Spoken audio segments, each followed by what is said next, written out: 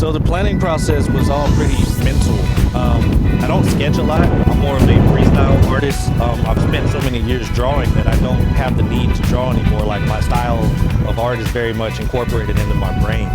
So I really benefited from having the statue there in front of me to actually start planning things out and visualizing everything, because we had like a template on paper, but that just didn't do size to scale very well for me, so I didn't really take a lot of action until I actually got the statue. The first couple of ones I had were kind of like letters, because my background is kind of like, I'm really inspired by graffiti art.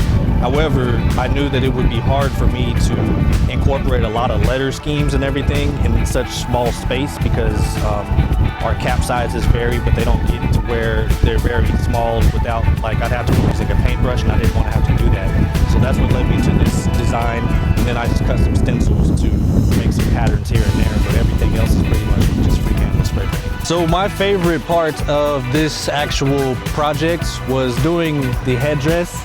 I was really able to get in there and like blend colors and just be me. Like, that was where I had the most space to use my can control with spray paint, which I'm accustomed to.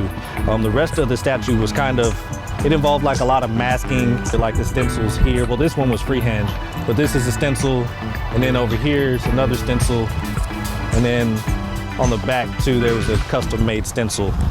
But then again, here's the rest of the headdress on the back. Just really fun for me to get up there and do those details, to get these little dagger points here.